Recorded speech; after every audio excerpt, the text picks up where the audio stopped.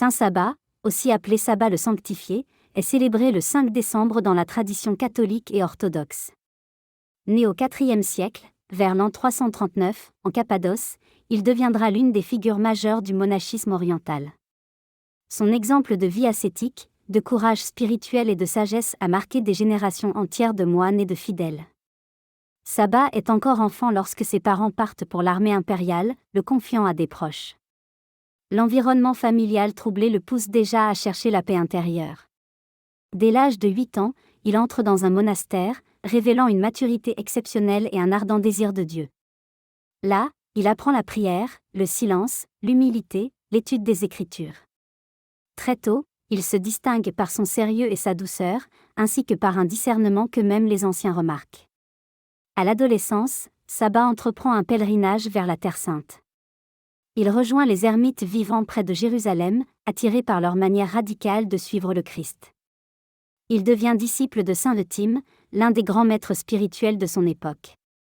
Sous sa direction, Sabbat découvre la vie de solitude, le jeûne strict, la prière incessante et la charité fraternelle. Après la mort de son maître, Sabbat s'installe dans le désert de Juda, dans une grotte surplombant un ravin. Mais les disciples affluent, attirés par sa sagesse et la paix qui émane de lui. Malgré son amour profond pour la solitude, il comprend que Dieu l'appelle à guider d'autres hommes vers la sainteté. Il fonde alors la Grande Laure de Mar Sabbat, l'un des monastères les plus importants du monde chrétien oriental, encore actif aujourd'hui. Sabbat établit une forme de vie monastique nouvelle, une combinaison de vie solitaire et de vie communautaire.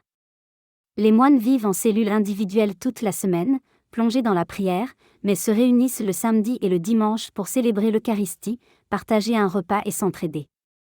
Ce modèle deviendra un fondement durable des traditions monastiques byzantines. Au-delà de son rôle spirituel, Sabbat devient aussi un défenseur de l'orthodoxie. À une époque marquée par de fortes tensions doctrinales, il voyage plusieurs fois à Constantinople pour demander justice ou protection pour les communautés chrétiennes de Palestine. Sa voix, humble mais ferme, est écoutée même par l'empereur. Les récits rapportent de nombreux miracles accomplis par Sabbat, guérison, apaisement de conflits, multiplication de denrées pour nourrir les pauvres et les pèlerins. Mais son plus grand miracle demeure la paix intérieure qu'il offrait à tous ceux qui l'approchaient. Même à un âge avancé, plus de 90 ans, il continue de guider, d'enseigner et de prier sans relâche. Saint Sabbat meurt paisiblement dans son monastère, entouré de ses disciples. Sa vie est un témoignage lumineux de ce que peut accomplir une âme entièrement donnée à Dieu, construire, pacifier, transmettre la foi par l'exemple. Aujourd'hui encore, la Laure de Mar Sabbat est un lieu de pèlerinage, un phare de prière dans le désert, et un héritage vivant de son fondateur.